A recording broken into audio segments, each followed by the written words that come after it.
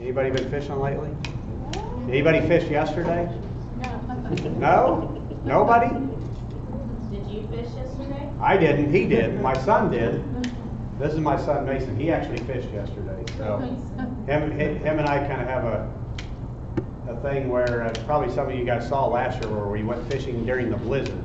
And that was pretty fun. I think he wanted to do it again, but I've already fished in the snow and I let him do it yesterday. So anybody been hunting lately? Yep. Oh yeah, see, there's a few hunters. Anybody get him a big buck? Yeah. You did? Really? How big? 16. 16 pointer?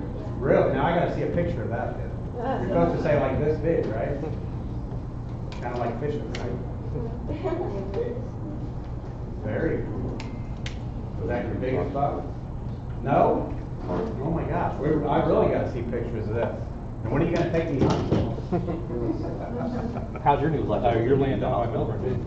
My wife brings up. Melbourne's good, but we've already decided we're not taking any there this year. Oh, really? Yep.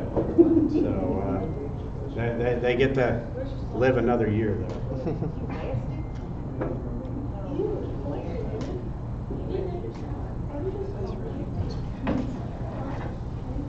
So that's what I was going to ask you. So now that it's winter time, and so you didn't go to school today, right? So what did you do today? Sleep, that's good. Went sledding, well that's a good thing too. Did you play any video games? Yeah, so instead of playing video games, when it's this time of year, guys, and you don't necessarily can't go fishing, what you can do, with your parents' approval, is you can practice casting. You can simply just practice pitching. You can see I need to practice a little bit. I haven't fished. But you can just practice this in the living room. Just that simple motion of pitching right there. Just this little casting plugs a little light, but you can practice pitching. You can practice flipping. If you have a cat, it's kind of fun. But don't put a hook on there. You can't have a hook on there. But you can just practice. You can practice your pitching and flipping and all that in the house. I mean, believe it or not, just sitting there watching TV and practicing that little motion right there can make you a lot better fisherman. You can practice switching hands. Wow, I'm shaking here. See guys, I need to practice apparently. So yeah, that's all stuff you can make little games with with the cups and all that. So instead of the video games, just get out the cups or play with the cat or dog and just practice. And then come tournament time or actual fishing time, you'll have that casting down. So there you go. You want to try? Now remember, I got that one set really loose, so if you backlash it, we won't give you too hard of a time. But hopefully you won't backlash it, right?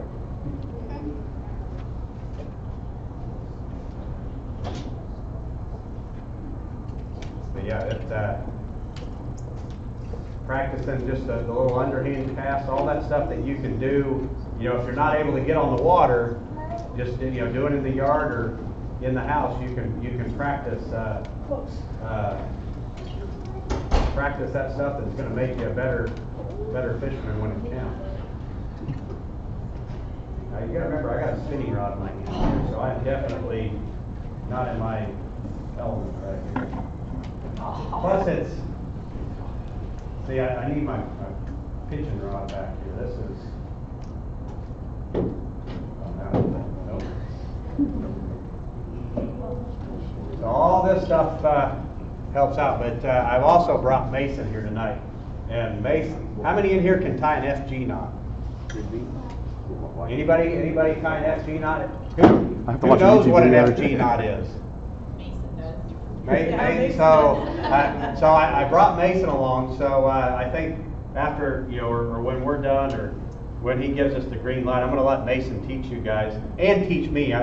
I brought him here to teach you guys, but ultimately it's to teach me again too. But for those of you that don't know what the FG knot is, it's by far the best knot to tie, to splice braid to fluorocarbon. So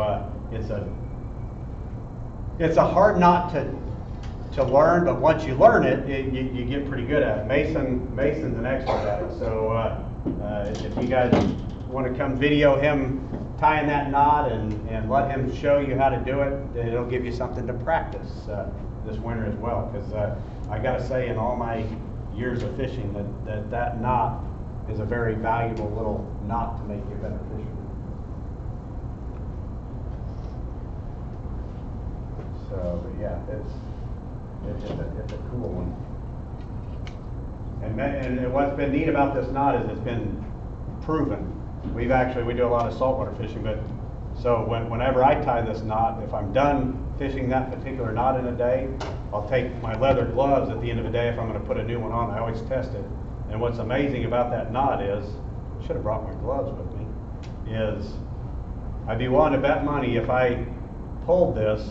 You know, a lot of knots you tie, they'll break at the knot, but I'd be willing to bet money if I broke this one, you got to leave a little bit of distance. It would not break at the knot. It would break on my fluorocarbon leader, or it would break somewhere on the braid before that knot would break. So, and as you can see, it's really, really slick, and you know, it's not a bulky knot, so it goes through your guides really well. And you know, I know everybody likes to throw a Ned rig these days and a wacky worm and all that, and that's a valuable little knot to learn. Did you get it down? Yeah. Did you get a new Christmas present? Did you tell Mom that's what you want, is the new casting setup, right? Yeah. Yep, all right. You good? You want me to sit down and get out of your way here? No, you're good. We're ready for you. Oh, you're ready for Oh, me? yeah. Oh, wow, okay. Right into me. I didn't know if you were doing some kind of intro or not, but hey guys, thanks for inviting me here. I know Travis and I have kind of talked back and forth. I've talked to some of you folks in here about me finally getting together and coming and speaking to the club. And I got to say, it's an honor to get to come speak to all of you. And you know, I appreciate you guys coming out. And kids, I always have to start one of these deals out with you guys owe these adults in here big things, because it takes a lot of sacrifice for these parents and coaches to do what they do to get you guys to do this stuff, and I commend the parents for doing that. You guys might have saw my dad walking around here. I owe a huge thanks to my parents for the support they gave me when I was at this age, and you know, to have your parents that are coming here with you, or you know, that are just supporting you doing this, you owe them a big thanks, because it takes a lot to do what we all love to do. But you know, we were talking this morning, I'm like, well, what should I talk about? And you just never know what to talk about for sure in one of these deals. So I figured what I would mostly do is leave it for Q&A type of a deal, because sometimes you guys have a completely different thought or idea than what I might have. But one thing he did address is what to do when you go to a new lake. And that's a great question, because whether you're doing it at my level, fishing the Bass Pro Tour, traveling the country going to a new lake, or you guys might have a new lake just down the road that you've never been to. But what I did is I brought a map here. So I'd be willing to bet a lot of these younger folks in here don't even know what these are, because they don't use something like this anymore. But what I got is, I just grabbed this because it was sitting on our nightstand. This is actually Jordan Lake. This is where we fished one of our Bass Pro Tour events last year, and believe it or not, we're actually going there again next year. But the reason I brought this paper map is because it's really easy for me to show you how to break down a particular lake. So let's say if I'm going, somebody tell me a lake. What's you're going to Milford Lake, or I think all you guys are going to Wilson. Or Wilson, or whatever. I'm going to say Milford, because we've never been there. So if I was going to Milford Lake, first thing I want to do is get a map, a paper map, and I'm also going to get that cool little Navionics app right there on my phone. That Navionics app, I use it all the time, and I use it for all around the country. I mean, I think it's like $10 a year. It's a pretty valuable little tool to have to study. But I still like to have the paper maps as well. And so what I do, I mean, just like last year when I went to Jordan Lake, I didn't know anything about it. So first thing I did was got on my Navionics app, tried to find out where it was in the country and just try to study it. But I also want to have that paper map as well. And then I've also got my Garmin's also. But so I get the paper map and I just kind of study it. And a big part of that is knowing the time of year you're going to be there, so you can kind of understand what the seasonal patterns might be. But so basically, when we went to Jordan Lake last year, it's basically this part of the lake and that part of the lake, and it connected here. So it's got, you know, several different areas of the lake, and what I kind of mean by that is it's got what I would consider the dam is, where's this dam? It's kind of a weird lake. The dam's right here, so I would consider this the lower part of the lake, down here towards the dam, and then you kind of have a mid-lake section, which, you know, you can break it down regardless of the size of the lake, just the mid part of the lake, and then you have the upper reaches of the lake, and that's kind of how I break it down. And if you're going to a bigger lake, you know, and has everybody in here been to Melbourne? Pretty much everybody's been to Melbourne, so that'd be a good one to use just for an example. Melbourne Lake's not a big lake. For what we do, Melbourne Lake's like a lot of the coves we go to on some of the bigger lakes. But what I'm referring to is Melbourne Lake. Turkey Creek is one of the bigger creeks on Melbourne Lake, so it might be similar to this. So if I went to Melbourne Lake and you're looking at the whole thing, you know, I like to do a little homework. You know, you can get on the internet these days, or even with one of these maps, and it tells me a little bit about the lake. Bush Creek, White Oak, Beaver, Stinking Creeks are good key location, major creek gardens where they pre-spawn. Spawning areas that are really known, White Oak Creek or Little Beaver Creek. So I'm just using, like I said, Turkey Creek as an example. So if you're able to do some homework without knowing nothing about the lake, you want to have some starting points. So rewind a tad bit. Rewind a little bit. So if my first rule of thumb, if I've never been to a lake before, if I was going to Jordan Lake for the very first time, or if I was going to Melbourne or Milford Lake or whatever, my first rule of thumb is I want to go for a boat ride. If time allows. Now I know a lot of times you guys might show up and only have one day of practice, but if I go and let's say we have 2 or 3 days of practice, or if I'm going to go 2 weeks early or a month early, the first thing I want to do that far out is go for a boat ride. That is the most important thing, because I want to know what the lake looks like on the lower end. I want to see what watercolors look like, and I want to see what the cover and structure looks like. You know, rocks, docks, vegetation, that kind of stuff. And if you go for a boat ride on a lake, you know, it might take you a couple hours, but I've found that that's more valuable than just getting on a lake and going, oh, that looks good, let's go fishing. Because you're always wondering, once things get a little tougher, you're always wondering, well, what's up on that other end of the lake? Or what happens is you go and you end up having a tough day of fishing or a tough tournament, and you find out that these guys over here, they were running up to such and such creek and fishing lily pads or something that you didn't even know existed on the lake. So it's really important to go for a boat ride on that particular body of water and know what your options are. And that's always been kind of one of my rule of thumbs if I'd never been somewhere, was to go for a boat ride. So like when I went to Jordan Lake last year, in the Bass Pro Tour now, we have basically a 2 days of practice. And this was for 2 bodies of water last year that we had. So essentially I had 1 day to break down Jordan Lake before I competed against, you know, 80 other guys. So first thing I did is I did as much homework as I could. I studied it on my Navionics. I looked at stuff online just to give me some ideas. I studied this map, and I knew, if I remember right, this lake from one end to the other is maybe 15 miles. So if I'm doing 60 miles an hour in my bass boat, or 45 miles an hour even, taking my time, I can cover this lake in a couple hours. I'm going to sacrifice a little bit of fishing time, but I found that's more valuable than just launching the boat and going fishing, because I wanted to know what my options were.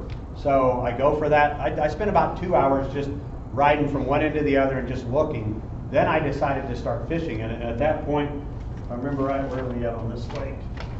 What I had found that I liked the best were these two creeks over here on the east side of the dam. One of them being Beaver Creek and the other one Little Beaver Creek. Wherever you go in the country, if there's something called Beaver Creek on a lake, it's usually a good one. But I don't know what it is about that. Beaver Creek's usually. So I decided, okay, I'm gonna go in here and I'm gonna spend an hour or two and see if I can get something going, and I did. If I remember, I think I got into Little Beaver Creek and I fished around. It was flooded up in the bushes. It looked beautiful, and I finally caught one on a chatterbait. And then I caught another one on a chatterbait. And before I knew it, I covered a half mile of that deal and caught a few on a chatterbait. And I'm like, well, there's the same type of cover and structure over here in Beaver Creek. Let's run over there and try that. And same type of deal. So I was able to put together a pattern. I found out that Little Beaver Creek and Beaver Creek had, you know, good chatterbait bite going on, all that. So I kind of, you know, broke down the whole lake, knew what looked good to me, and was able to put together a pattern in that, you know, half a day of fishing. And at that point, I'm like, all right, I feel really good about Beaver Creek. I know just looking at stuff with this amount of time, I can go in there and spend all day and not fish everything in those two creeks just because they were that big. Being that I only had one day, I wanted to at least go see what my other options were, or at least eliminate water, you know, at least have a backup pattern. So that's what I did. I actually ran up here to this White Oak Creek and fished the same kind of pattern, but didn't do very well. If I remember right, I maybe didn't catch any fish in there. So it was a good quick way for me to, in an hour or two, to eliminate White Oak Creek. And then, you know, I'm running out of time that day of practice, so I'm like, I know I'm probably not going to get up to here because I'm just not going to have enough time. But let's run up and look at Brush Creek, right up where our takeoff was. So I run up there and fished, and by now it's like 4:30 or 5 in the afternoon. It's getting dark.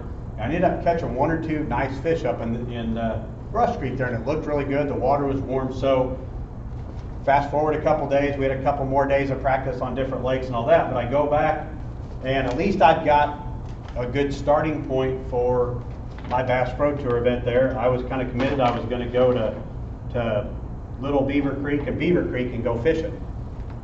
Now, if I'd have had another day of practice, what I probably would have done was tried some more techniques. The thing that and here's what you got to be careful about. I got too dialed into the chatterbait. I mean, it was so good that I found myself, all I was doing was running around trying to find out how many bites I could get on a chatterbait. And I'm like, I really need to be flipping some of this stuff too, because it's just perfect for flipping. Well, I didn't flip. The few times I flipped, I didn't catch anything. And so fast forward a couple days, we go there for the tournament. I'm so dialed in, I'm focused, I'm going to catch him on a chatterbait. Well, the day I caught him on the chatterbait, it was cloudy and rainy, a little breezy, all that. A really good day for moving baits and all that. Our first day of the tournament, it was probably 20-something degrees that morning, bluebird skies and no wind.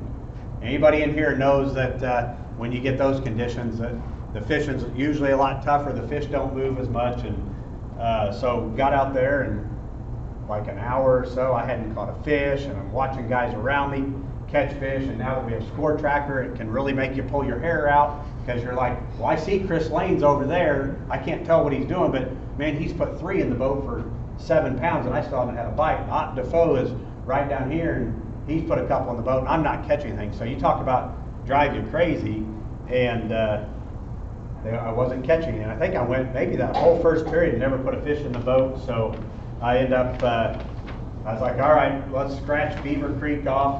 That's not working for me. Let's run back up to Brush Creek where I had a couple bites. And going into that second period, I'm like, I'm going to go up here. I'm going to try the chatterbait, but if I don't get bit on the chatterbait, I've got to do something different. And all the conditions told me I needed to flip. So ends up, we go up here, second period starts, and I catch like a 5-pounder right off the bat on a chatterbait. So now I'm feeling pretty good. I end up catching a couple more in there and dug myself a little bit out of my hole and got myself back in the hunt. And ends up, I think towards the end of that, or maybe the start of the third period, I still wasn't catching fish like I needed, and I knew I wasn't doing the right thing, because the way our score tracker works now, I knew what everybody else, at least what they were catching, so I knew I needed to make a change. Well, I pick up one of my most confident baits that I can fish, and that's a little 3-inch black and blue beaver. I went to flipping, and I catch like a really nice 3-pounder. Then I go up and I caught like a 5-pounder, and I dug myself out of the hole and salvaged the day. I think I was real close to the cut line, but that's what I was able to do after one day of practice and one day of competition. Was able to put, you know, that kind of pattern and break this lake down to where, you know, I was able to have a pretty good event out of the deal. So there was a massive amount of this lake that I just didn't fish. And what I was saying is like, you know, using Melbourne Lake as an example, is Melbourne Lake, there's a lot of stuff to fish there, and you can't fish it all in one day. So what I've learned is you're best to pick an area and make the most of it. And in hindsight, even on this one, what I should have done once I got on that chatterbait bite in there is I should have just tried other techniques in there to have gotten bit. I should have, you know, tried flipping, should have tried maybe a lipless crankbait or a Carolina rig, just some other techniques in that, because that's what I found too, is you're better off to just pick an area like this and find as many different patterns that will work for you, instead of just, you know, hey, I caught one down here on a chatterbait, I caught one over here on a jig, and you'll end up finding yourself, you're running all around the lake and you're never really allowing that pattern to develop. And you hear guys say fishing in the moment. You know, if you get in here and let's say the day you caught them on the chatterbait, it was cloudy, but now the bluebird skies are out, you know the fish are there because you had them in practice. You just got to figure out how they've changed and what you got to do to make those fish bite under the new conditions. So yeah, breaking down a new lake is always intimidating, but it's fun. It's probably one of the things I enjoy most about what we do, and traveling the country and, you know, coming up to a new challenge of how to break down a lake, and you know, what works, what doesn't, and you know, it's like I said, it's one of the things that I've enjoyed. And one thing that I'll tell you that it's taken me a long time. I think I'm on 25 years now doing this deal. So what it took me several years in my professional career was, even a guy from Kansas that grew up fishing Kansas, Missouri, and some Oklahoma, is the bass in this part of the country are no different than the bass in New York or Vermont, or the bass in Florida, or the bass in California. Bass is a bass. They like to live around cover and they eat bait. I mean, that's the essential thing about it. I mean, believe it or not, there's a handful of colors of baits that work all around the country, and sometimes I think our biggest opponent, or our biggest obstacle that we have to overcome, is ourselves when it comes to that. Is we typically try to overdo it too much, and we tend to want to do it like the guys do it on TV, or like this guide said on Facebook, or an article I read about so-and-so catching them this way. If you go and you learn to look at a body of water and go, hey, that bait looks good, that looks like something where I've caught them good before, it looks similar to what I like to fish at home in Kansas. Believe it or not, some of the best tournaments I've ever had, in fact, I'll tell you one of them that I remember to this day, is we went to Clear Lake in California. And Clear Lake in California, I've only been there 3 or 4 times. But guys, it's my most favorite fishery in the country. And the reason is it's a very, very diverse fishery.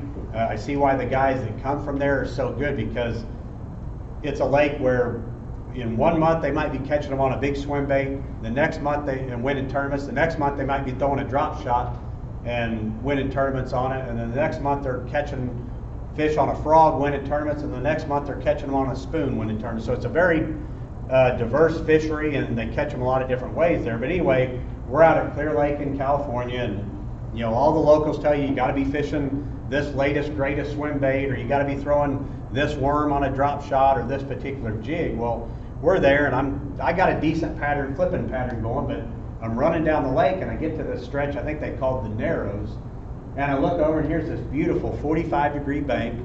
We're there, I think it was in March or early April, so water was in the low 50s, and those of you guys that follow me, you know I love to fish an old school wigglewort. And I'm like, you know what? That looks just like one of the banks I would fish at home, throw a wigglewort on. So guys, I pulled over to this bank. I'm like, it's practice. You know what? I can try it. So I'm either going to go over here and try it and see what works, or I'm going to try it and at least know I tried it and eliminate it off my my list of things to try. So I pull over there and I go down this bank and I think I caught 2 or 3 4-pounders down this bank, maybe a half-mile stretch. I'm like, well, that was pretty cool. I mean, the fish at Clear Lake, they are as fat as can be. You know, those 4-pounders, they were probably 17 inches long, but just like footballs.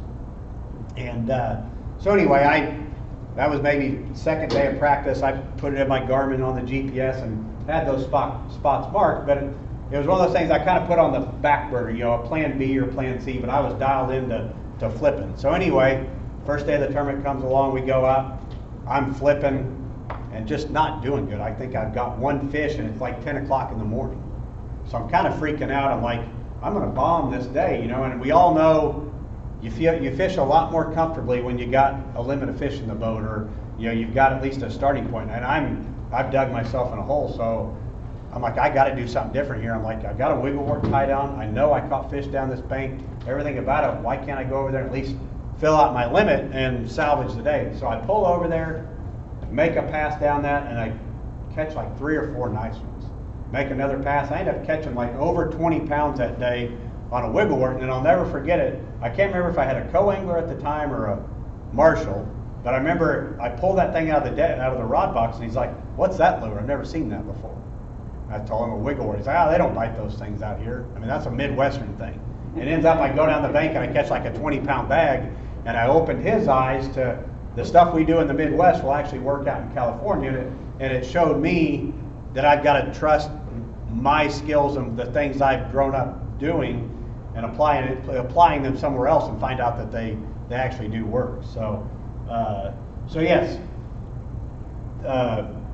breaking down a new body of water it's a challenge, but the best thing I can tell you is this can get very intimidating. There's a whole lot to look on there. So if all else fails for you, if you're going to Milford or Melbourne or wherever, you know, instead of taking the whole lake, do some homework. You know, the map says, where are we at here? So I highlighted, the map says Bush Creek, White Oak, Beaver, or Stinking Creek are good creeks. So I get on my phone, I get on Google Earth and Navionics. Probably the best thing is looking on your phone, because you can see a lot of times what kind of structures there, whether rocks or docks or something like that. And if you look at something on Google Earth and study a map and go, you know, that Beaver Creek has everything. Guys, I'm going to go to Beaver Creek and I'm going to spend the day there. Until I really get to know Beaver Creek,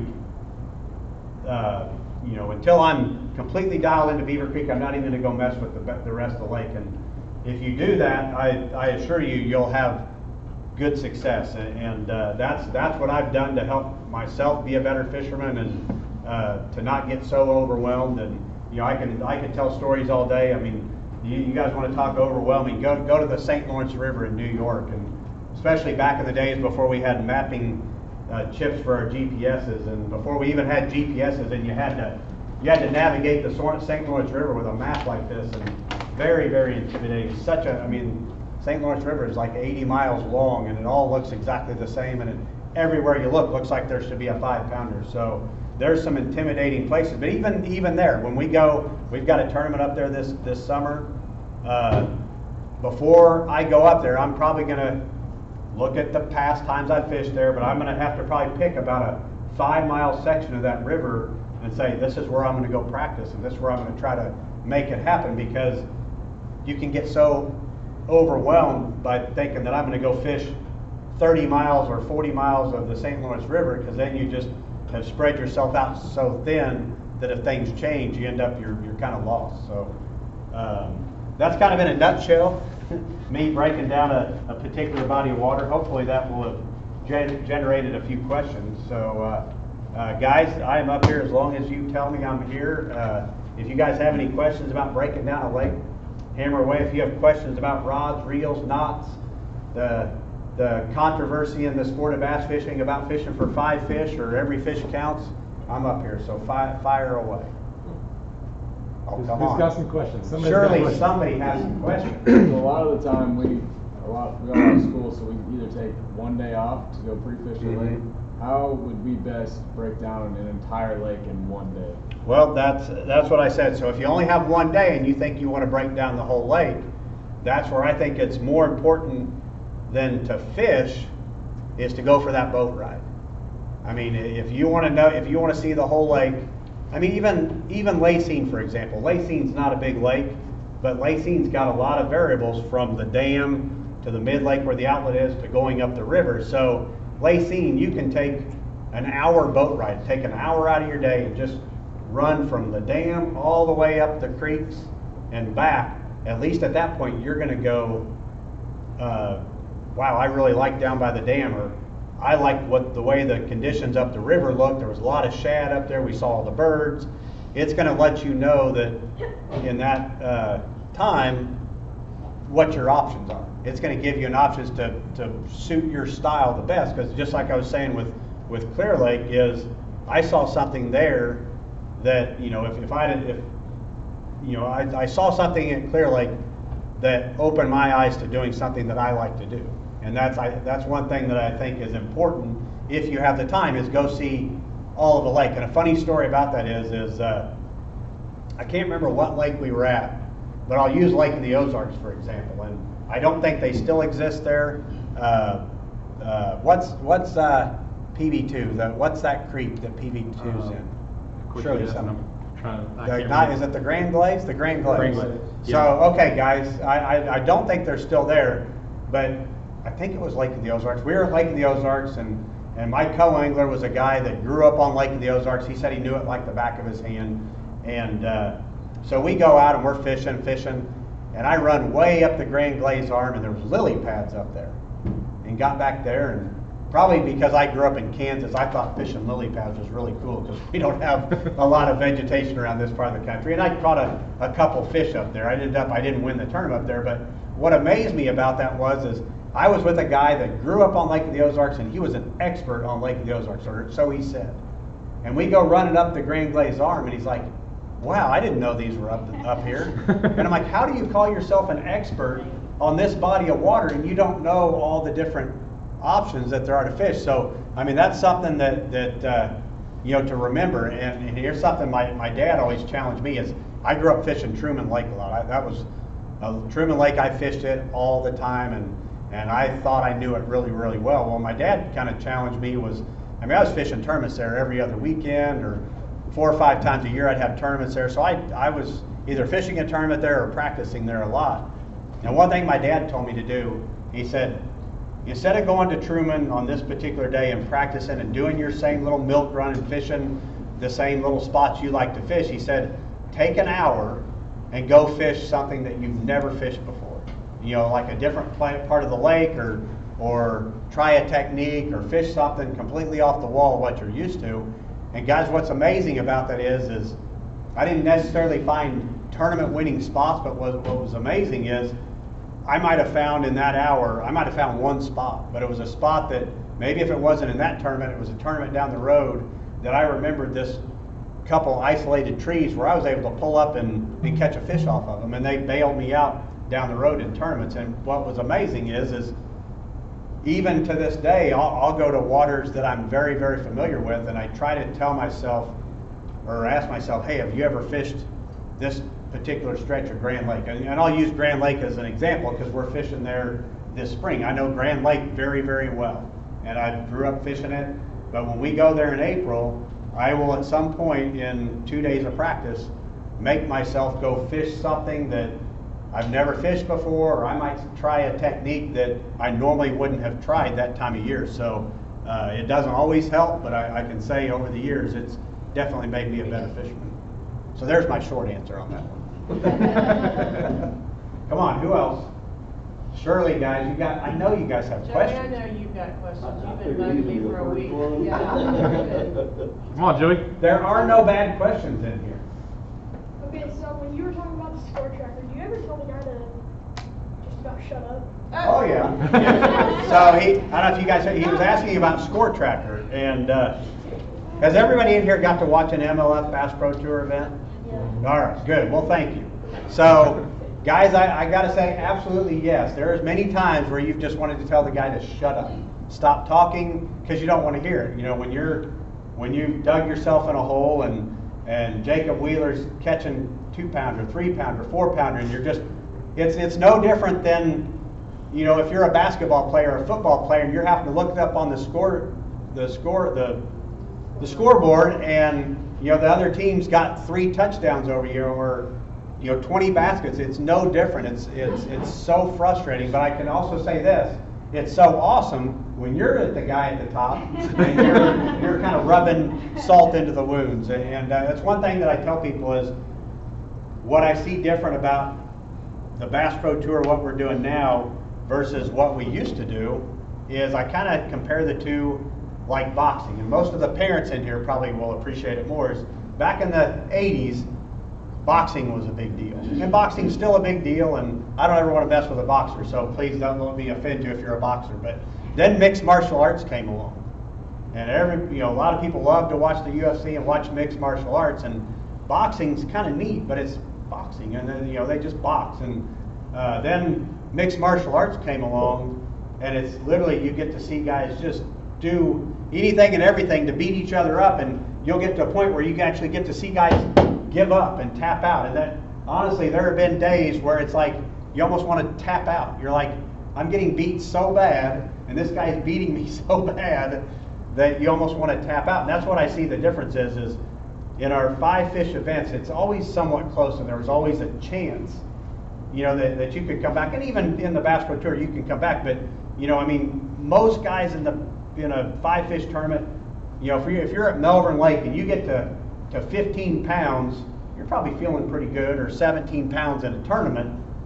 But it's going to be very hard for you to make a major move. But if you're catching, let's say, 3-pounder after 3-pounder and you can keep adding to that, you can really, the sky's the limit. I mean, you guy can catch 50 pounds at Melbourne, but he's going to have, a lot of fish, where in the 5-fish deal, everybody's, even if you get to 17 pounds, a guy could come back in 30 minutes or an hour and pass you. So they're two different games that are being played right now. And the thing that I'm excited about is what it's doing for the resource of our sport, and what I see the potential. I wish it was here right now for you guys, because this is where I see what we're doing that would benefit you guys the best, because you guys have the perfect platform with the 2 kids in the boat competing. You have an adult in each boat that could literally be the official scorekeeper, that could be weighing the fish,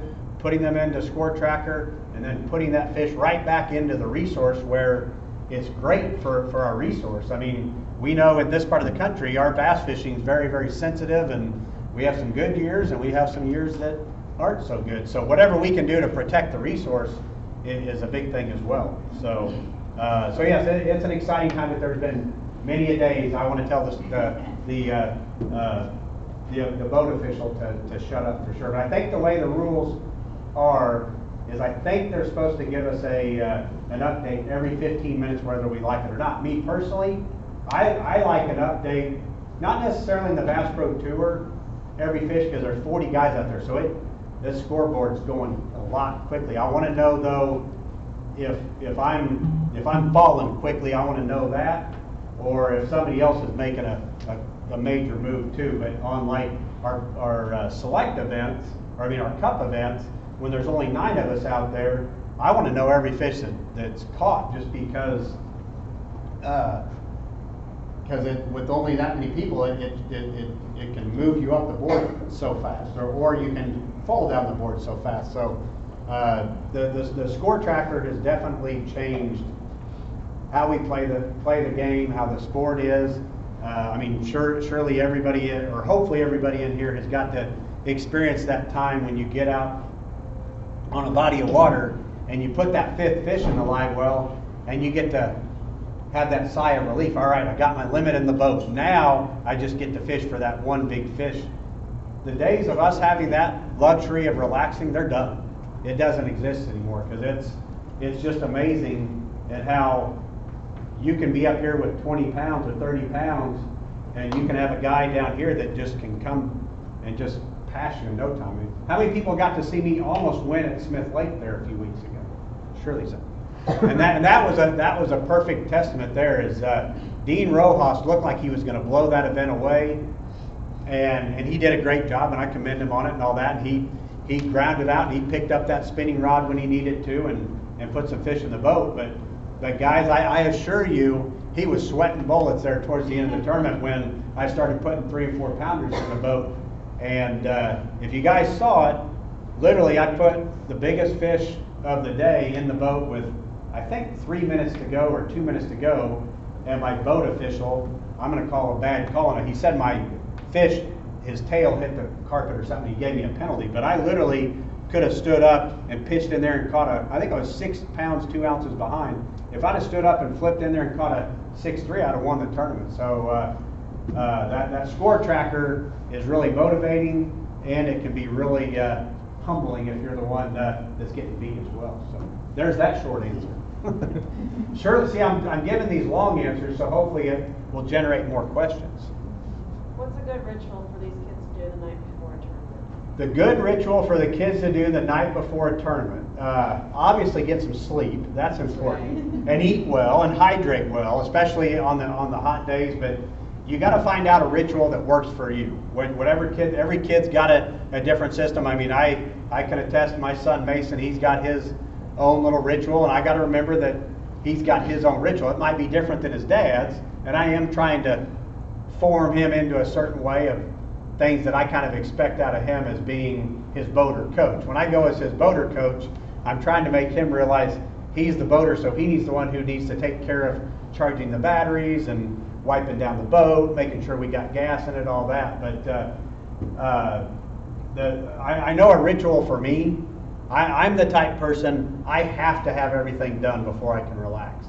Never will you see me go into a hotel room or a camper and sit down and watch TV, or usually I don't even go eat until all my tackle's done, my rods are done, all that stuff. I got to get that done. So you have to have a ritual that works for you. But I know, like for me, I mean, I got to have every rod done up before I'll eat dinner that night. I have what I call my day box. I make up a little Plano box like this, and it's got a lot of, let's say if I'm catching on a crankbait, I might have 3 or 4 different crankbaits that are the same crankbait that are good to go, trocar hooks on them, all that are ready to go in case I break one off. I've got all the what ifs ready to go in that day box. So that's all stuff I do the night before. I want to take as many variables out of it the night before, so come tournament day, I'm 100% ready to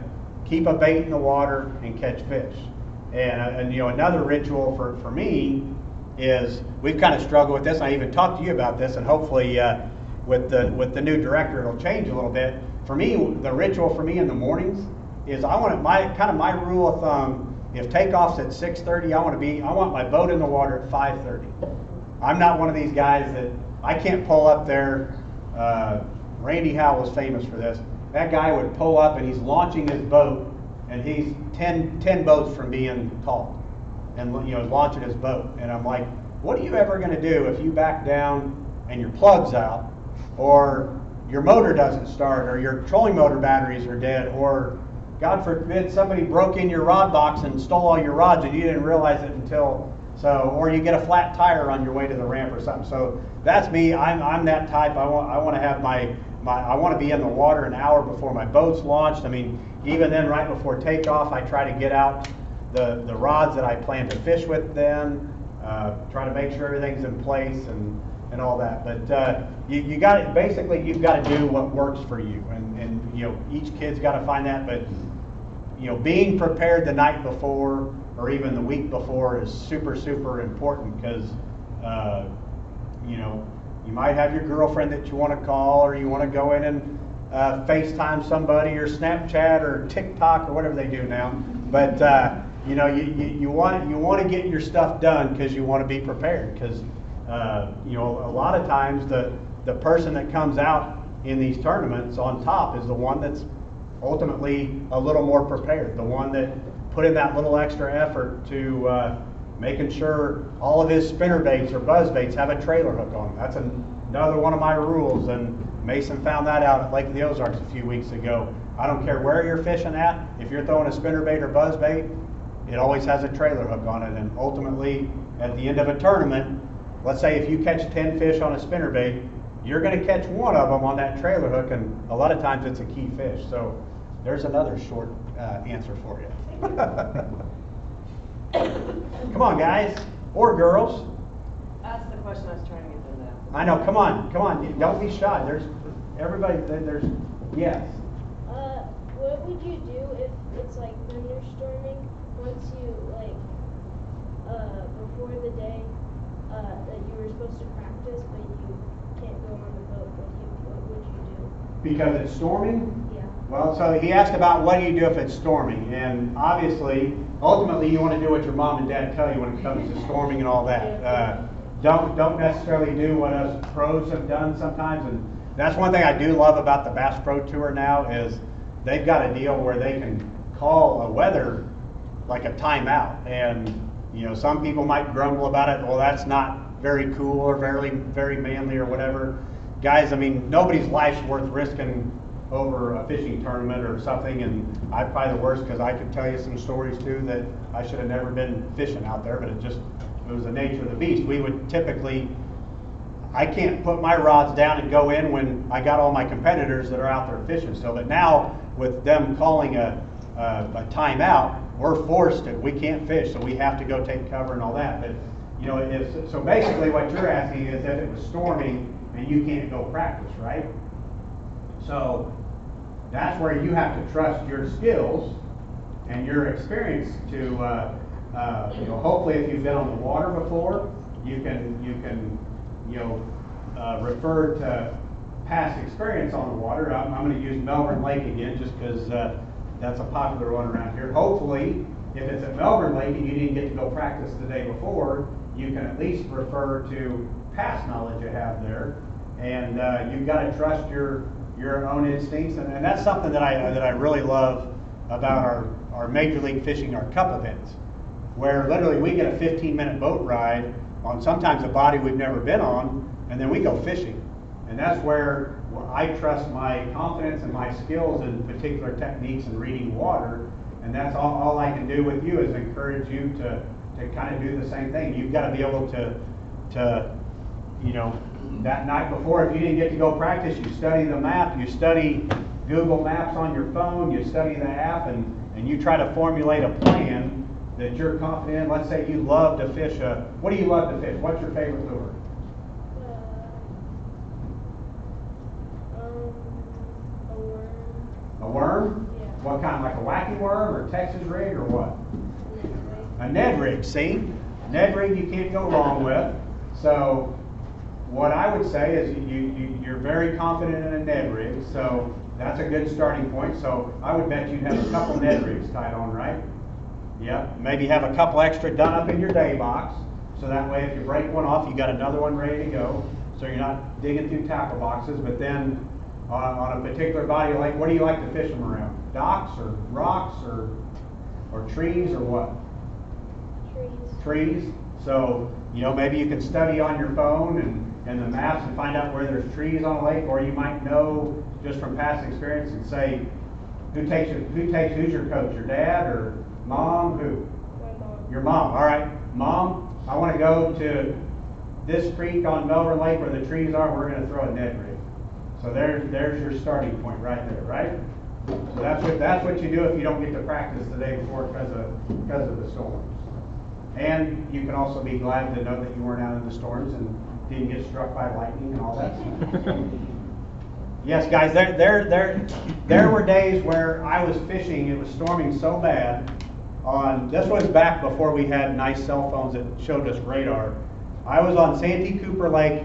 We showed up that morning for takeoff, and my co-angler was a gentleman that was probably 75 to 80 years old. It was early April. They were calling for heavy thunderstorms on the Weather Channel that day. He shows up in a pair of blue jeans, tennis shoes, a golf shirt, and a little packable rain suit. And off in the distance, all you see is lightning and dark clouds. And I'm like, is that all you got for a rain suit? Yeah, I'll be fine. I'm good. So we get in the boat, and Santee Cooper, guys, is like the ocean. Super, super rough.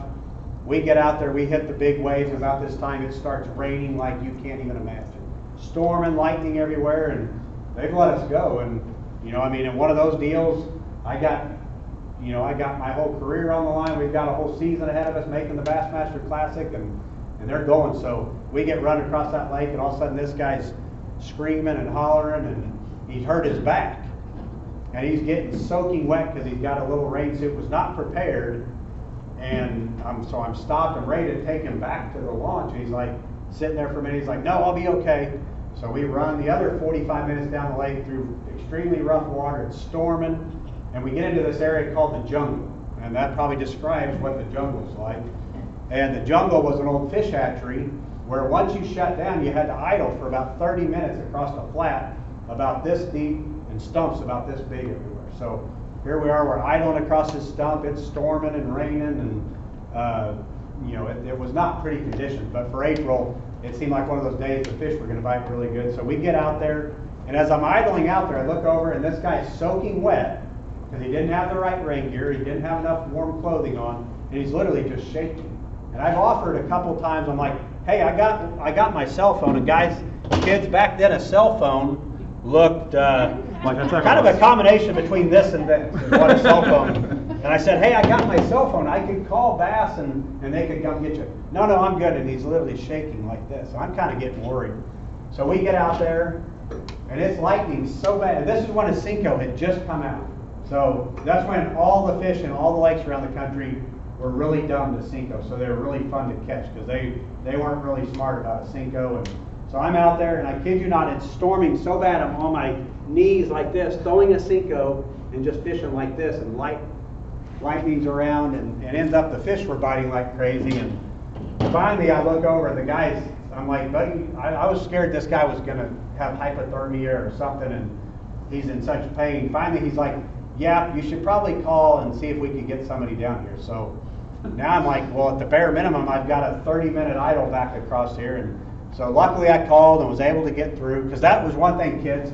You know, these crazy cell phones now, I can do the craziest things with them, but they don't get service worth a darn out on the lake. But that big old phone that looked like this, you could make some phone calls. So I called, and they brought me a new co-angler down to this boat ramp, and we traded out. And I don't know whatever happened to that guy. I hope he was okay. Hopefully he was just a little cold and wet, and hopefully a little embarrassed. But it was an interesting day. But yeah, fishing in a thunderstorm is never the best thing for sure. But being prepared it helps you get through them for sure. You talked about basic colors for these kids. I'm sure the parents would appreciate not having to buy 13 million different colors for the kids. What colors should they have on certain types of baits? That is a great question, because when I first started, guys, traveling the country, I'll never forget my first Bass BASS Top 100 event was at Lake Minnetonka in Minnesota, and then the next one was on the Hudson River in New York. And I'm 20 or 21 years old at the time, and back then we didn't have the internet, we didn't have our cell phones to Google stuff on. All you could do was read old magazines and all that. And so when I went to a new lake, I mean, all you read about was, that at the Hudson River, a ringworm was good, a 4-inch ringworm. And I kid you not, when I was headed to New York, I had 100 count of 15 different ringworms. Then we went to, where did we go?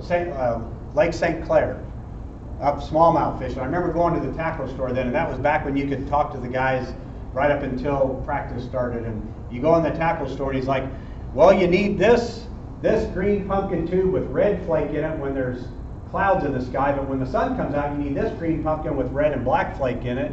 And then if it's cloudy, you need this white one. And I kid you not, guys, by the time the tournament started, I had 20 different tubes in the boat.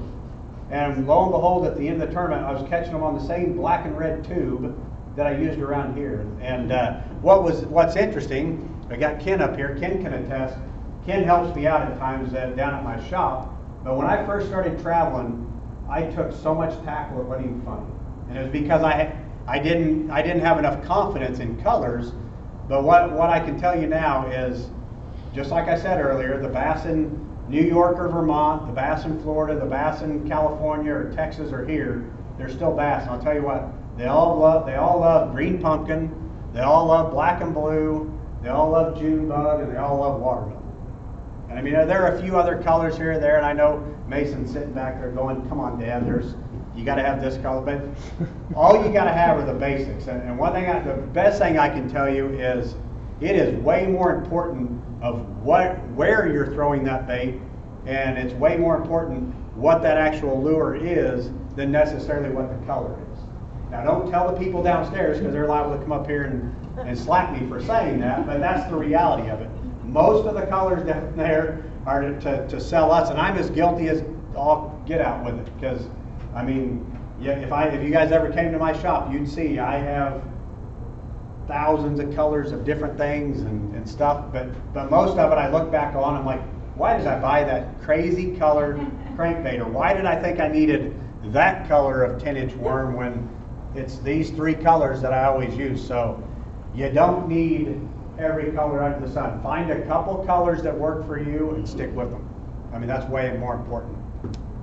You've got to throw a color too you've got confidence in too. Well, yeah, absolutely. But gaining confidence is from catching fish, and that leads to another point I'll make here is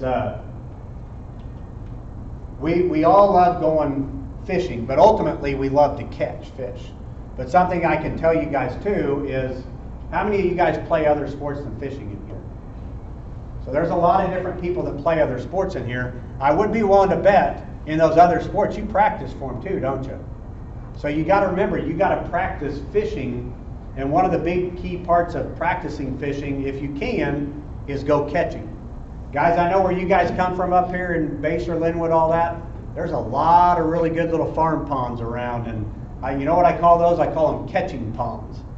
And what's so important about going catching is everybody wants to go fish the lakes that the pros go fish and all that, and some of them are great, but guys, some of them are very challenging, and while I enjoy it, my wife could never understand when she first started traveling with me. We'd be on the road for 3 or 4 weeks at a time, fishing almost every day, and first thing I want to do, I want to come home, I want to go out to Lake Quivira, and I wanted to go fishing. She's like, I cannot believe we've been on the road this long and all you want to do is go fishing. I said, I'm not going to Lake Quivira to go fishing. I'm going to Lake Quivira to go catching. I've done weeks of fishing. I want to go catching. I want to remember what it's like when I throw a 1/2 ounce black and blue jig by a dock, what that feels like. And if you guys can do that, find yourself a good pond or local city lake where you can go really learn how to fish a Ned rig or the chatterbait or whatever latest, greatest lure is out there, or something that really helped me back in the days when I was fishing in the Bass Club was, when we fished the Bass Club, we fished from April to, I think, October, right? April to October. And so I knew what our schedule was. Okay, so for the what's their first tournament here? Wilson. Wilson Lake is in April? April 4th and 5th. So 5th and 6th. Wilson Lake in April. So guys, do your homework, find out what works, all that. Obviously everybody knows it here, if you're on a Kansas lake, the darn Ned rig works. But probably a chatterbait.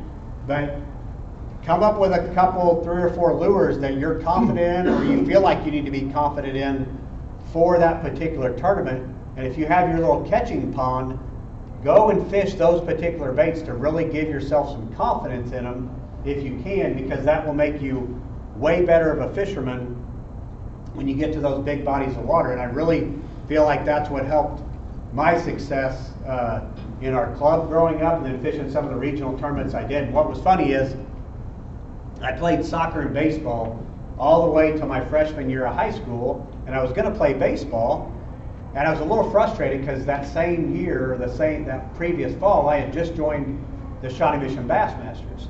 And I remember baseball, it was February, and we're doing tryouts, and I was always a pitcher, and I played some outfield. Well, I was a little intimidated and frustrated that the coach said, well, you're not going to pitch starting out, you play outfield. And then he said, oh, by the way, guys, had the team meeting in here. We're going to have practice 5 days a week, games on Saturdays, or no game on a Saturday, you're going to practice.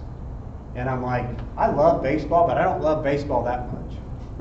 And I'm like, when am I ever going to get to go fishing? So that's when I hung up the baseball glove. But what was funny is, for me, instead of playing baseball 6 days a week, basically what I did is went to school, went and worked my hour or two of a job every evening, and then I went home when we lived out there at the lake, and I fished for an hour or two. And what I wasn't necessarily just going out to catch fish, but I was learning, you know, what I'd read in Bassmaster magazine about the latest Denny Brower flipping jig or David Fritz pose crankbait or whatever. So I was learning different lures and techniques, and then when we were scheduled to go to Pomme de Terre in May, I knew that a devil's force was a really good bait, so I went and really learned how to fish a devil's force to get confidence in it. So then fast forward to the tournament days, I had 3 or 4 baits that I was very confident in that would work on that body of water, and I really attribute that's where a lot of my success came from, because I was really dialed in, had confidence in those baits. So when I got to those tournaments, it really worked out well for me. So there's another really short answer. Do you any baits they should be using at certain temperatures? Any baits that they should be using at certain temperatures? Well, if you're watching the MLF stuff, I think you can learn a lot about really key baits. If you watch on there, and what I've learned this year is a wacky Cinco is a phenomenal bait day in and day out, especially when you know, probably around here from early April through summertime. A wacky Cinco catches fish like crazy. Another one is a chatterbait. That darn chatterbait catches more fish than in under so many conditions. If you're not confident with a chatterbait, you need to become confident with a chatterbait. It's such a good technique. Obviously the Ned rig, I mean, the Ned rig is a bait. It's very easy for kids to learn how to fish. Same thing with the wacky Cinco. Another one is a drop shot. I think a lot of people in this part of the country think a drop shot is a deep, clear water bait. It's way more versatile than I think what people have really figured out.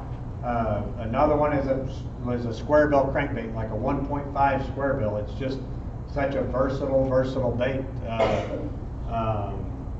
What else, Mason? What am I forgetting? Shaky head. Probably a shaky head. A shaky head's probably, I think the Ned rig is probably overshadowed a lot of the shaky head, but a shaky head is another bait that's really good, especially for the kids to learn how to fish. And you know, everybody loves to fish topwater, so some form of a topwater is a good bait to have in the the arsenal. What else, Mason? What am I forgetting? Anything?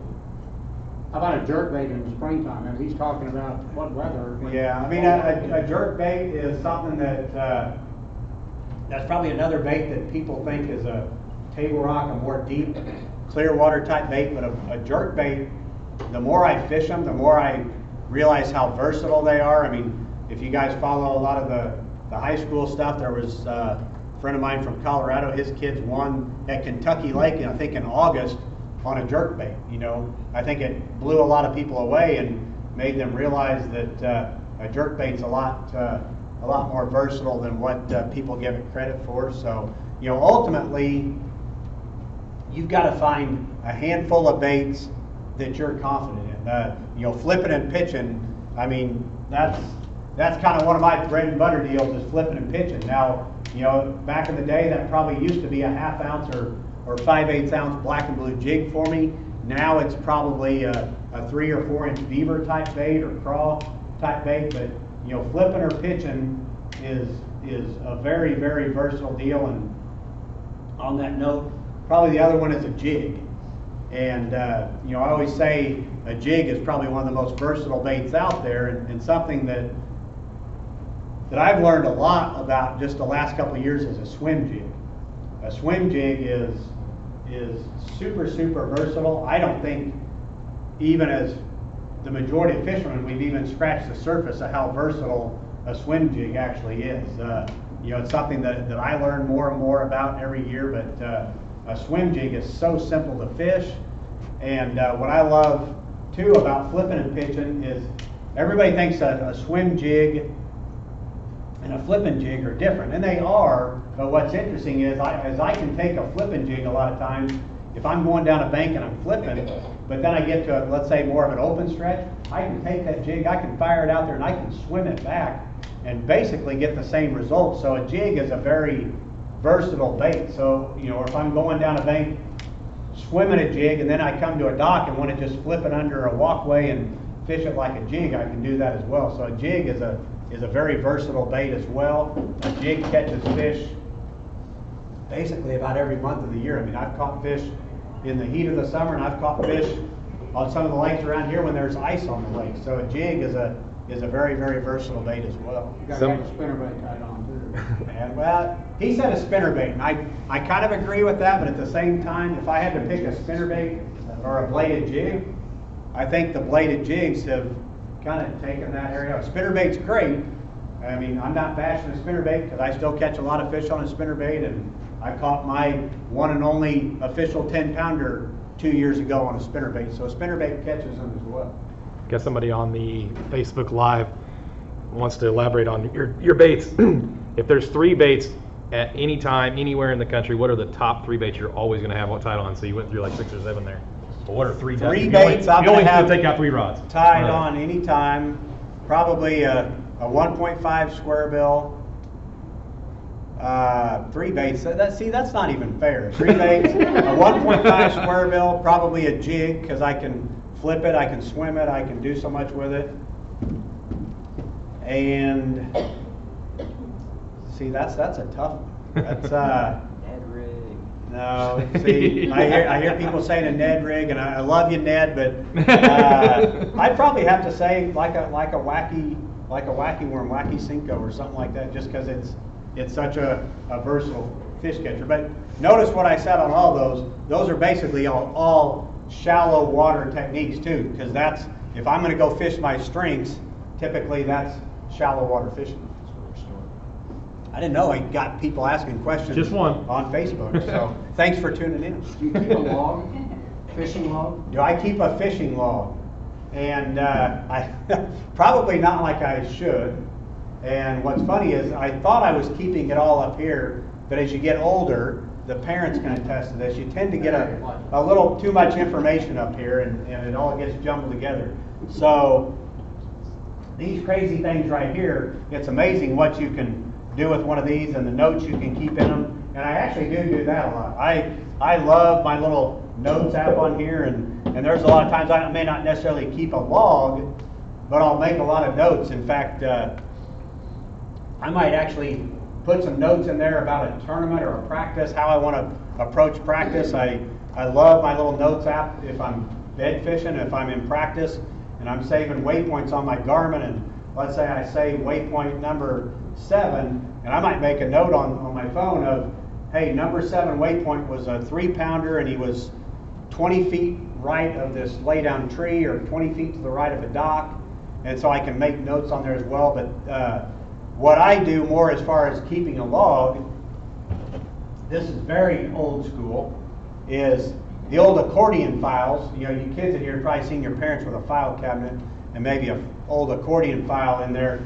But what I do is I keep an old file cabinet, and I keep an accordion file in it, and I might have a file that says Jordan Lake, North Carolina, and I'll put this note in there. I'll pull tournament results from those lakes, or if there's an article in a magazine, a fishing magazine, and it talks about Jordan Lake, I'll tear it out of there or make a copy of it and stick it in that file. And over time, you've got a pretty good file of information on a particular lake. And in fact, rewind a little bit, we went to Lake of the Ozarks in October.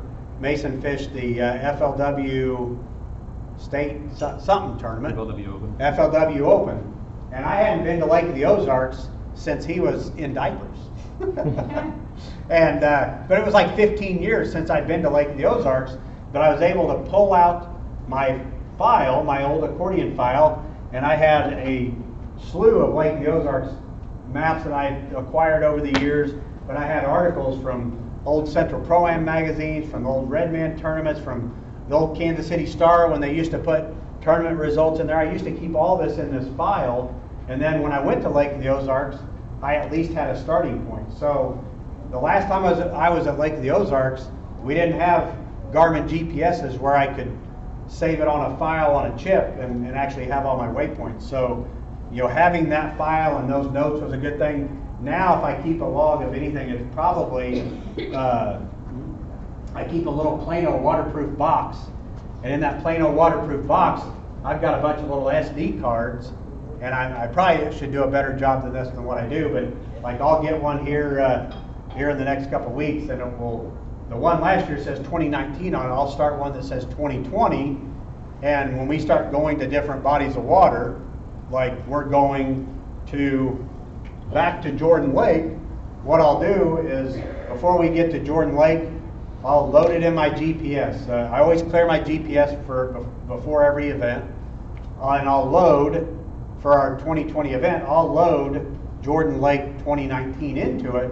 So now I've got a starting point for when I go back to that body of water. Or when we go to Grand Lake in April, I'm going to load Grand Lake onto my GPS, and on Grand Lake I'm going to have 20 years of information on there. Bassmaster Classic, several Bassmaster events. I've got years of information on that card, so it gives me a good starting point when I do get to Grand Lake of what to start with. Have another online question. Another online question. Having been a boat captain, what advice would you give about the pace that these kids are fishing? Do they tend to fish too slow or too fast, in your opinion? And what advice can you give them about pace? Asking about the pace that the kids are, I think that the hardest thing being a boat captain, but then even these kids, is I think the kids are still at the age where they're trying to develop their own skills as a fisherman or fisherwoman or fisher girl, anything like that, is they have to find out what works for them. And I think ultimately that comes down to what their confidence level is. I know with my son and I probably took a little bit longer to get him into the sport than maybe some of the parents did, but we did a lot of fishing, obviously not in the tournaments, but I was trying to learn his skill level and what he was able to do.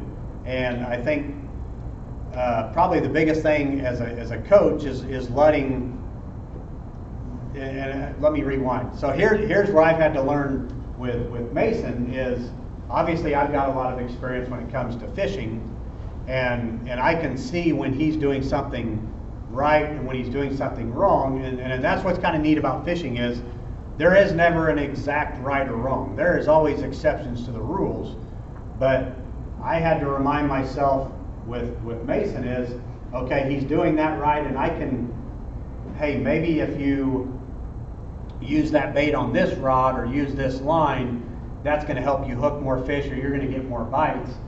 But there are certain times where I have to let him fail.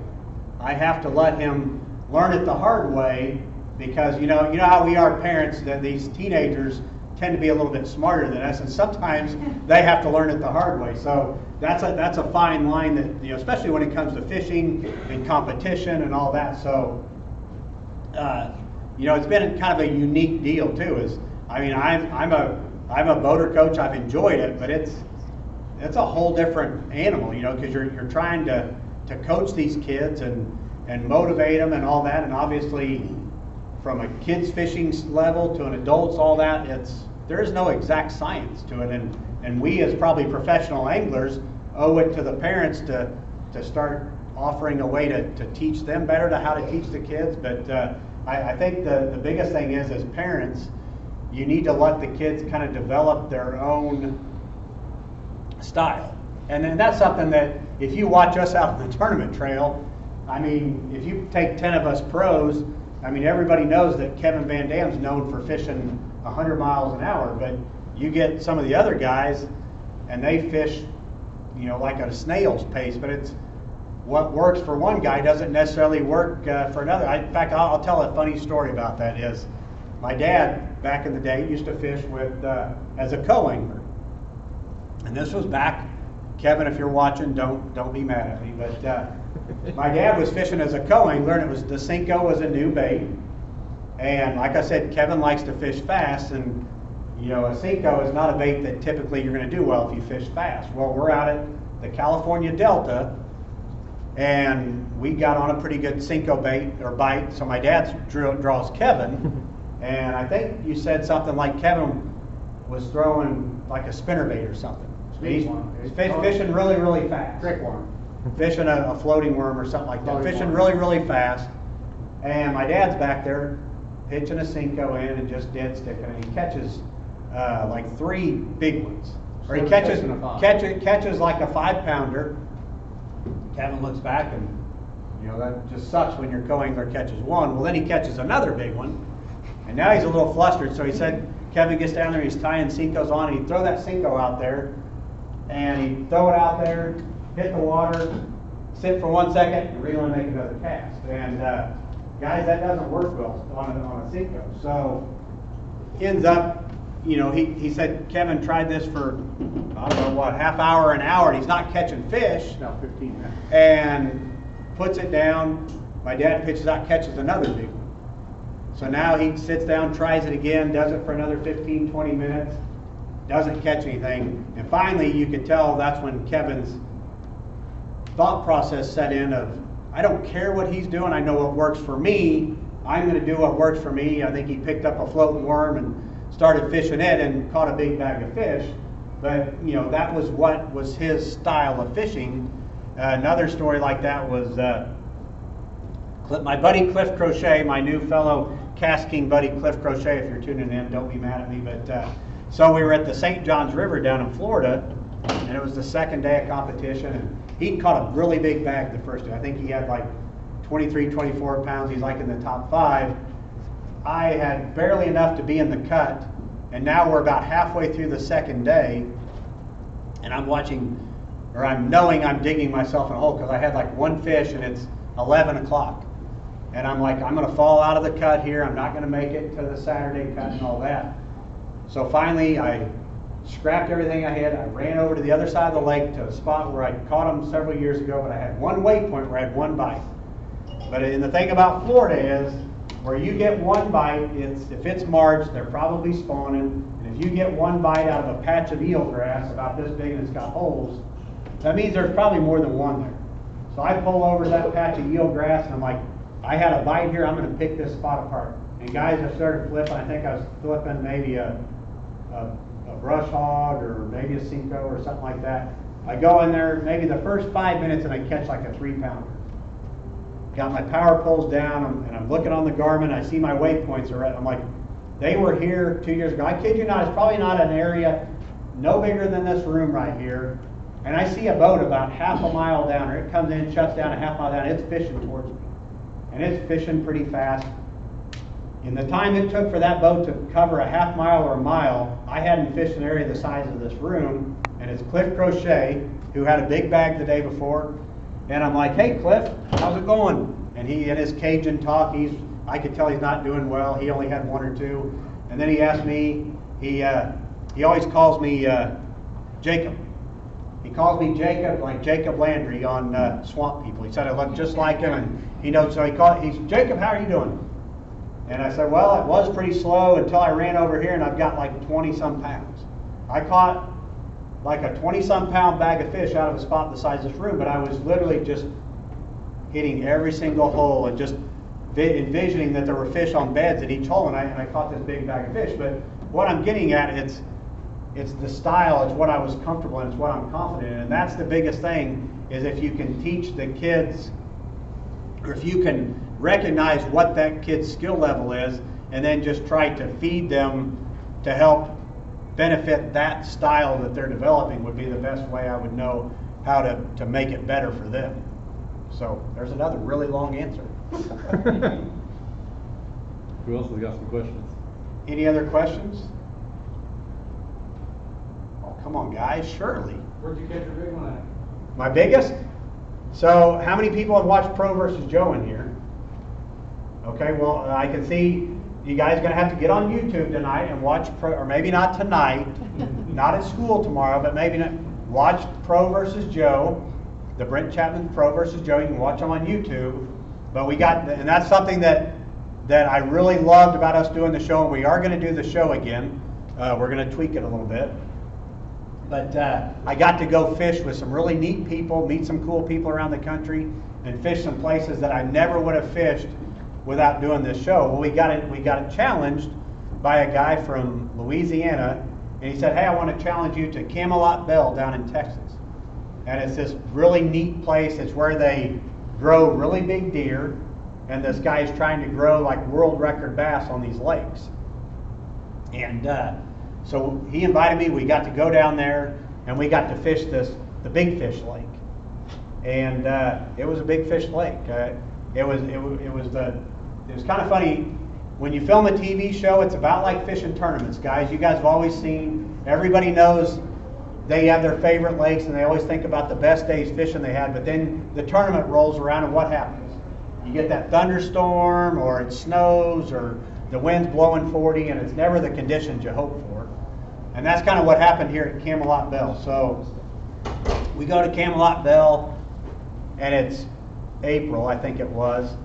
You know, really neat, unique place. The wind's blowing like 40 out of the south. It's nice and warm, but it's blowing like 40 out of the south, and we're out in the middle of a cow pasture, so there's nowhere to get out of the wind. So it made it very difficult to fish that day. So when you're very limited on what you could fish because it's so windy, I just tied on a big spinnerbait. It was muddy water, and we proceeded to catch some really nice ones. And a funny story on that was this guy raises these big fish and sells them to people that have private lakes and all that. And so what you do is while you're fishing, and anything you catch anywhere from 2 to 4 pounds you put in your live well, and then when you get back to the dock you put them in these big holding tanks, and he sells these fish to people that have these private fisheries. And so for us to do some photos and video stuff, I catch a 10-8.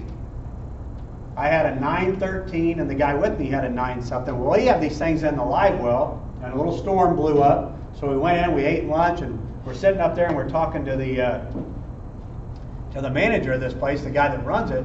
And I said, do you ever sell these big fish? I mean, do people buy these 10-pound plus fish? He said, yeah, on occasion. I said, just curious, how much do these like 10-pounders sell for? He said, usually $10,000. And I'm like, I couldn't get down to that boat fast enough, snap a picture, and get them back in the water, because as much as I trust those Triton live wells, last thing I wanted to do was have something happen to one of his precious big bass. So yeah, it was really a neat place. It's Camelot Bell. It's east of Waco, Texas. I don't know the actual name of the town, but if you guys want to Google a neat place, and kids, it'd be a perfect place for mom and dad to take you for a graduation present type deal. I know, I think it was Randy Howell took maybe his son Laker there for like a high school graduation. So really a unique place. So if you're ever down there in Texas and want to go do a really unique fishing place, Camelot Bell in East Texas. Anybody else? Why are you can ask questions at home. What is Mason's biggest fish? So my biggest fish is a 10-8. Before that it was a 9-8. I've caught, I don't know, a slew of 9-8s. And I think when he was maybe, 11 or 12, we're down fishing in Alabama. It was Mason and I, it was Aaron Martins and maybe his daughter Jordan, and then Randy Howell and Oakley and his wife. And we're on this really cool little fishery. And this guy brings in gizzard shad to feed his bass. And we're down there, and the only thing these fish would bite, this guy, we're fishing there, and I'm like, we caught a few fish. And the one guy's like, trust me, there's big ones in here. I'm like, yeah, whatever. So here comes this truck. He said, yeah, we're stocking shad this day. So here comes this truck, backs this truck down to the edge of the lake, and he starts opening the tanks and dumping these big gizzard shad in this lake.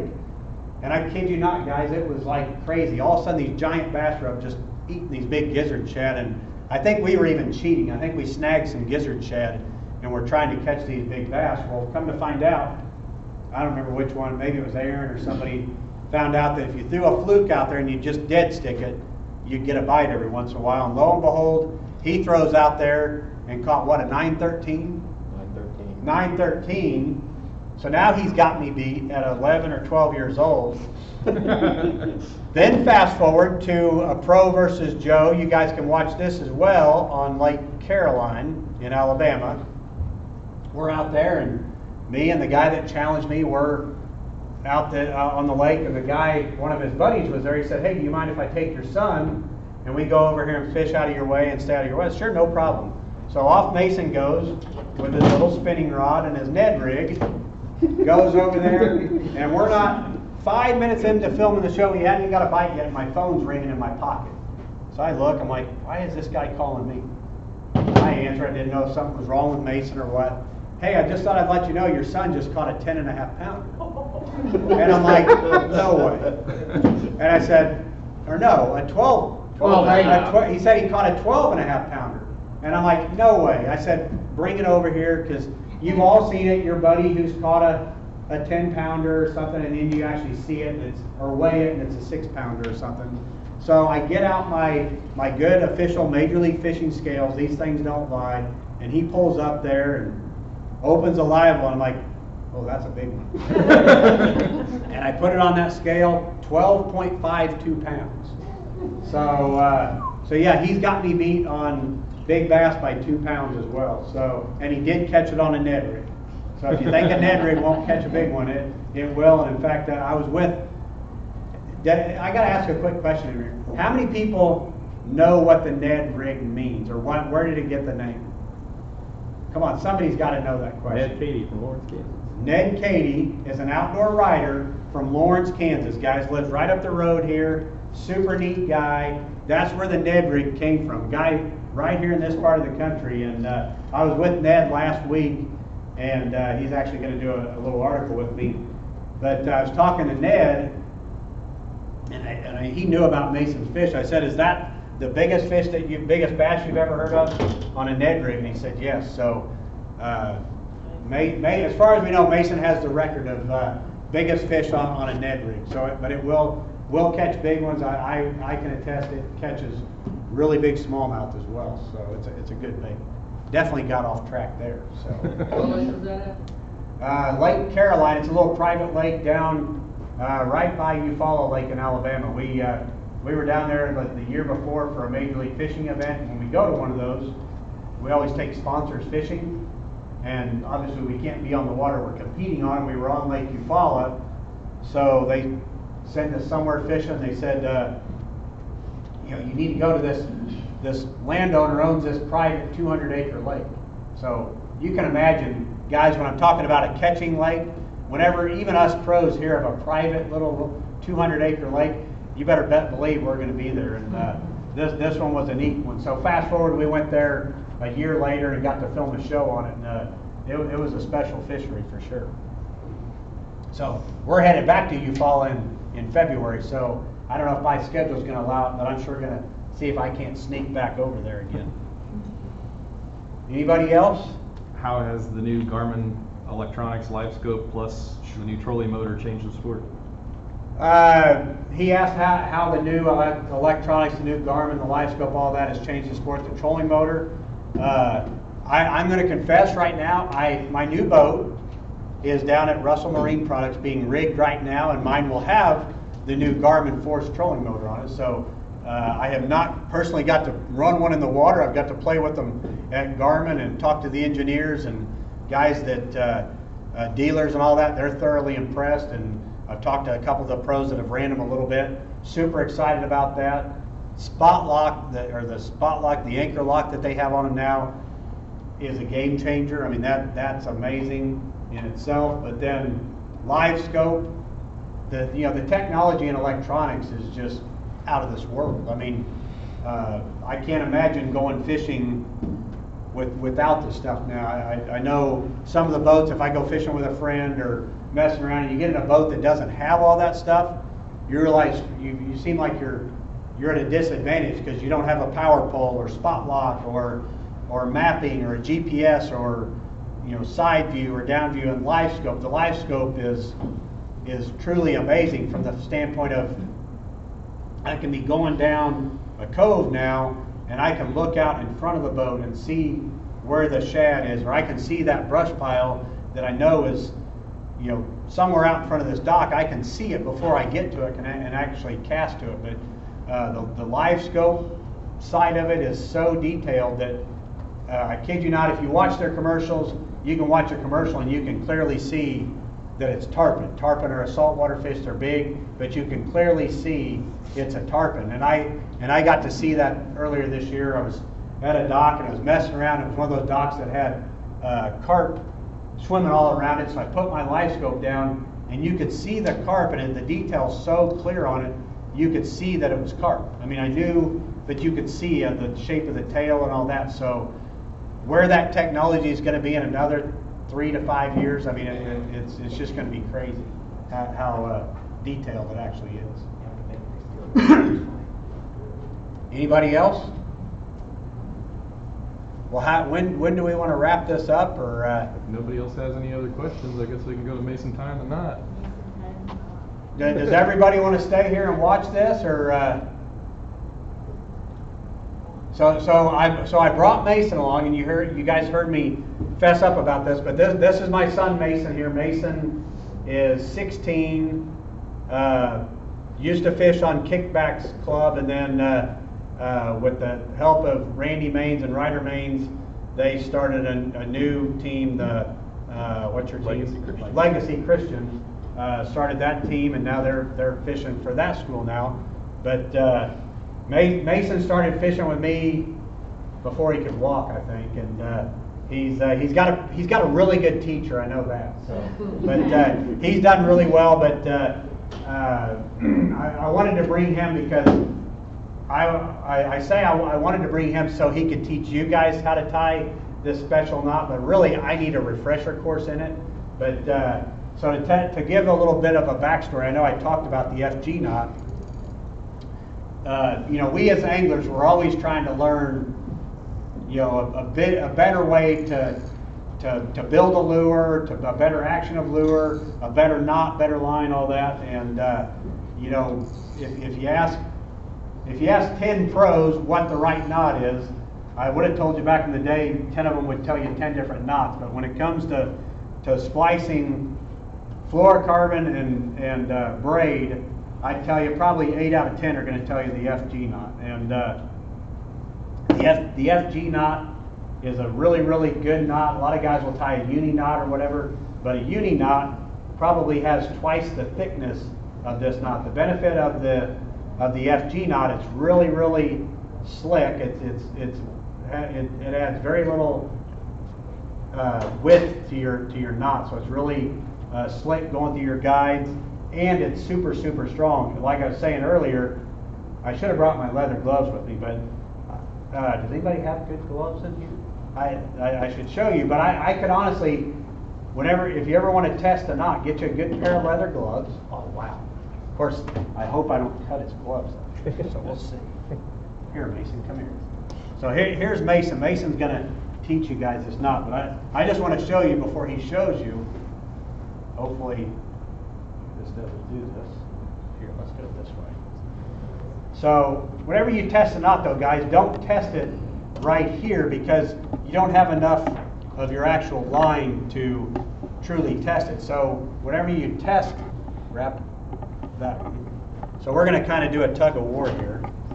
Now this is on my wacky worm setup. So this is probably 16-pound gamma fluorocarbon. So it's pretty stout stuff, but Mason's done this with 6-pound line. So when you're learning this knot, get you a good pair of leather gloves is what I'd recommend. Probably not your mom's designer gloves. But then just as you tie them, that's the best way to gain confidence in it. But if you're tying this one right, it should break somewhere other than at the knot. Let's see. Braid. The braid broke. Braid broke. So you can see that braid is only 20, I think it's 20-pound braid or 15-pound braid. So it broke, it broke above the knot. So it's really a good way to test your knot. So I don't do that all the time, but I wanted to show you guys. So let's say let's say you fished all day, and your knot's there. You still want to retie every night before a tournament. So there's another preparation thing is tie you a new leader every day of competition.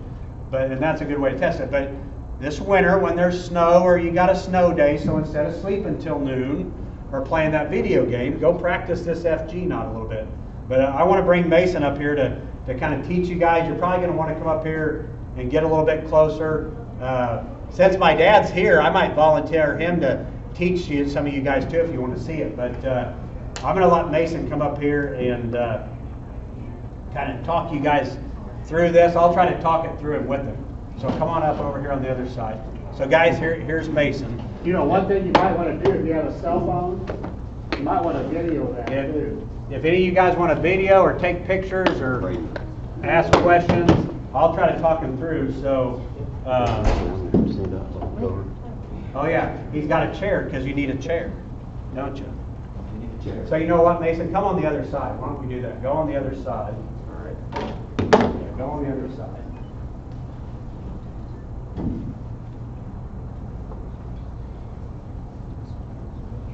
So yeah, guys, this is a great one for you to practice this winter and learn. And so Mason, he learned it from a good buddy of mine, Jeff Creed.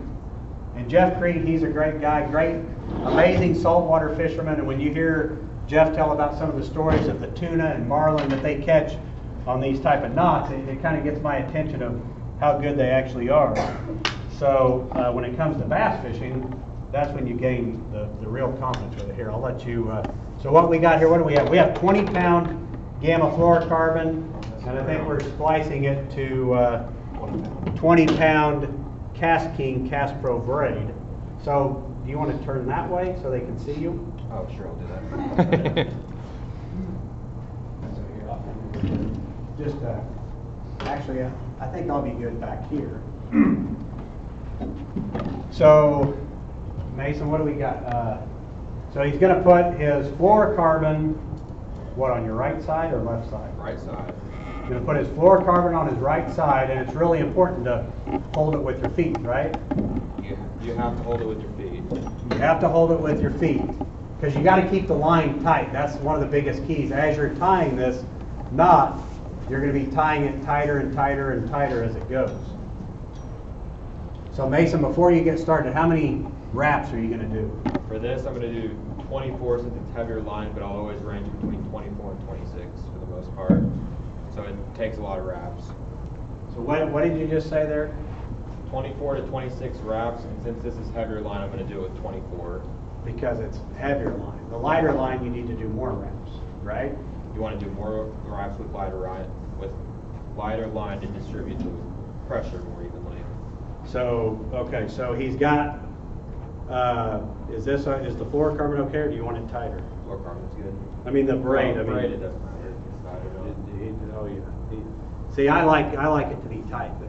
So okay, so he's got the fluorocarbon under his right foot. You can see with the spool, and he's got it where about over to his left leg, right? Just about like that. Okay. So now the trick. This is where Jeff Creek tried to show me I couldn't figure it out. So I brought Mason because Mason learns this stuff pretty quick. So I took Mason to Jeff Creek and he showed Mason how to do this. So he's going to basically double over his line about a 2-foot piece. Take your pinky and ring finger, hold it on the inside like that. And you want to go and wrap that, keeping your tag in facing the same way so it doesn't spin on itself. Until you get about 6 or so inches of it. And then you want to split it, and get a hold of it.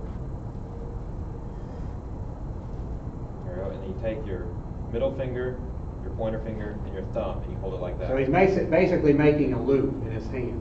And essentially that's where he's going to tie the knot, is right there. Then you take your fluorocarbon in your right hand and hold it like this, going across your leg. You stick it under your braid and over, going away from you, creating your first wrap.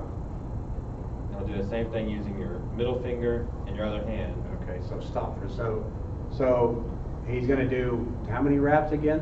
24. 24 wraps. So he's done 2, but it's important that first one goes away from you, correct? You have to have it going away from you or it'll completely come undone.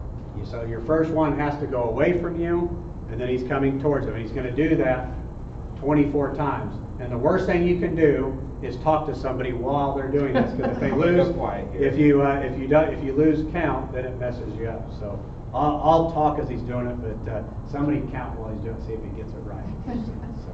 So we won't talk to him while he's doing it, but yeah, so that's really crucial to get the number of wraps right. And you know, he likes the 24 wraps. I probably would have done 22, but he's done this a lot more than I have. So. He's pulling that tight too with his right leg the whole time. Yes, so yes, he's holding. You can see the tension that he's got. As he's doing it more and more, he's putting more pressure on his leg, and you can see the line's kind of tight around his left hand. I mean, you're holding that deal tight, and it's as you can see, he's got a lot of pressure. He's almost cutting his fingers on his left hand.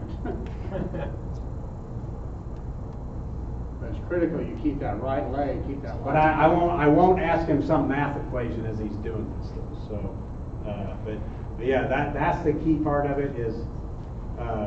All right, I'm at 24. So he's at 24 wraps, okay? So now here's the most important. So the knot is basically there, and the strength of it's there, but now you have to tie it so it won't slip. Take this is fluorocarbon tag in your mouth and take your right hand and pinching that knot so it's not coming undone. So now that he's pinched the knot, it won't come undone. You can take your left hand and release it. Then you swap it over to your left hand. Here's the important part. So what he's going to do is take his tag of the braid and just do a single half hitch going over the braid main line and the fluorocarbon tag in. Just a simple overhand knot over your fluorocarbon and your braid, and he's going to cinch that down right up to his knot. You want that to be tight. You don't mess around with this knot. So as you can see, so right there the knot's tied. We could get the gloves out right now, and that knot would be as strong as it would be with what else he's going to continue to do. But he's doing this to keep the knot from coming unwound if it's going through your guides a lot, and make it a little bit slicker, right? Exactly. So he did the one overhand knot. Now this part you don't have to, it just helps for the smoothness. But with your half hitches, you can alternate them on the side. So now, that one I do on the bottom, this time I'm going to have it facing upwards. See, he knows this stuff better than I do. I don't get that technical about it, but he does. He catches 12 pounders though. Exactly, he catches 12 pounders. So, but I trust his knot enough that when I'm at one of my Bass Pro Tour events and he's with me, guess who ties my FG knots for me?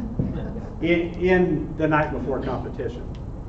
Okay, so this knot, for all strength, it's done. Now you have to really, really cinch it down. And I'll take my line, wrap around my hands, and I'll take my legs and just pull them apart as hard as I can before I break that line. Just to get it. You want the braid to be biting into the fluorocarbon. So so guys, the concept of the FG knot is similar to, you guys have all seen those little toys, what do they call them, Chinese finger cuffs or whatever? That's what an FG knot is. You're basically taking the two lines, and with the braid you're building that weave over it to where, so when it pulls, it just pulls tighter into the fluorocarbon. And if you want any more proof that you don't mess around with the tension, you can see that right here. But the reason that one was a little bit harder too is he's doing 20-pound line. If that was 6 or 8 pound, he wouldn't have had to put that much pressure on it. But because of the heavier line, like when we go saltwater fishing, we might be using 60-pound fluorocarbon leader onto 30 or 40-pound braid. We literally wear gloves to do it with because you're pulling it so tight and putting tension on it. So yeah, I did it because, and I would recommend to you guys, probably what would you think the best to practice would be? 20-pound braid with 10-pound fluorocarbon? Probably 10 or 12 pound would be the best. You don't want to go to super light line just because it's probably more sensitive to breaking or whatever, but yeah, I would say that would probably be a good one to test on. All right, then to just completely finish it so it's the smoothest knot that it can be, your fluorocarbon tag in, it doesn't really matter now. You can pull it away so it's gone. It doesn't matter. You take your braid tag in, you do another half hitch just over the braid main line. Just over the braid itself. Still alternating them, but once again, you don't have to do this. The good thing is you can watch this on YouTube too. One, Not that exactly style, but you can get the concept on YouTube. What, about a half a dozen different ways people tie this? But this, I've tried a lot of different ways. People use their feet and do all kinds. I found this is by far the easiest way to do it. And you have a video with Mason. Yeah, on there. we- yeah, That's why I well- learned to tie it. you do that 3 times, and that knot it's not going anywhere. It's ready to be fished with. You pull it down more if you want to, but I always ask Mason when he ties these for me, I said, is this $100,000 knot? And I've seen him do it, but it's one of those things, once you learn how to tie it, of all my many years of fishing, when it comes to splicing lines, this one's probably one of the best I've seen. So now you can cut your tag into the fluorocarbon. and this part's really important for this. You want to cut your line at an angle going towards your line, towards your main line, just so it's a little bit smoother. And you want to get that really close, pretty much as close as you can without nipping your braid. And I didn't know that part either, so. the braid tagging, you want to leave a little bit longer just so it doesn't really poof up as much. And the braid tag in can be a little bit longer because, you know, it's not going to mess up going through your guides anyhow. And that is the FG knot. Very Ready to go. Let everybody look at that if you want to. Look at that. Yeah, if anybody wants to have them show you up close how to do it again. Small diameter, it's such a small diameter. You guys, we do have to be out of here at 9, so we got like 10 minutes. Oh, yeah. 10 minutes left. Hey, guys, I have autograph cards and all that up here too if somebody wants some. I didn't even think about that. That's good. It goes right through your guide, so easy to feel that. I mean, it's just amazing. I tie all my saltwater, I mean, like you said, 40 pound, 50 pound. We're still filming. Oh, are you? You got the fish out there at that little lake? It's a neat one. He's actually, I was trying to talk him into, he said if we need another speaker to come to one of our meetings, he said he'd do it. So- Oh, yeah. Pete Maroney said, thanks Brent for sharing with our youth. Bass fishing has a bright future with so many young people learning so much at a so young age. Olathe Bass Club of the year 2017 and 2019 fully supports Awesome. youth fishing. Thank you. Anybody want an autograph card? I'd be happy to sign your hat. Huh?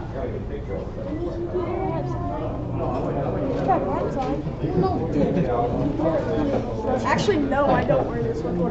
Thank you. Here, how about a card too? All right. Let's give you a card since we got it here. Dalton, you get your hat signed? No? It probably won't work. You're welcome. Thanks for coming. It might. Want a card? Yeah. I already signed your hat, didn't I? Yep. Got over. Yep. There you go. You're welcome. Hey guys, while I'm thinking about it, the Bass Pro Tour event's going to be at Grand Lake this year. So if you guys get a weekend in April, want to come down, come on down. You sure can.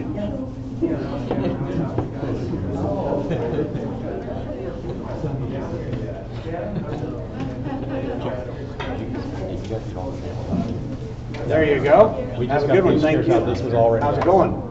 Good.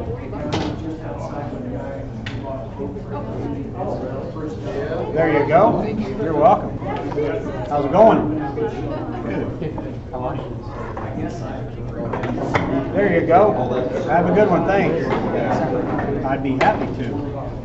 And I'll give you the card. You like the Costa hat? You have a pair of Costas? No, not yet. You got the hat first, right? Then you get your Costa. He's working towards that, he's got a job, he's got a ticket, he's gotta pay for it first. Uh-oh. I won't have Mason what'd you get a ticket for? Uh-oh. That's not fun. What was that, 46 and a 30 in front of our house? Oh, no. Hey, that's all right. I got a few in the. I won't have Mason tell you about his ticket he got. He got off, they only cited him for 35 minutes. You know what Mason got a ticket for a couple weeks ago? For failure to avoid an accident and hit a police car. You gonna get a card? Plus that cost us about $2,500 in a new front end. You want one of those?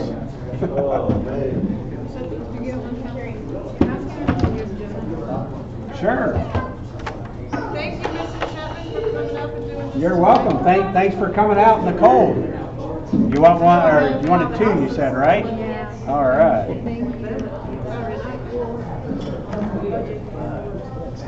So you're his boater coach, huh? Well, my brother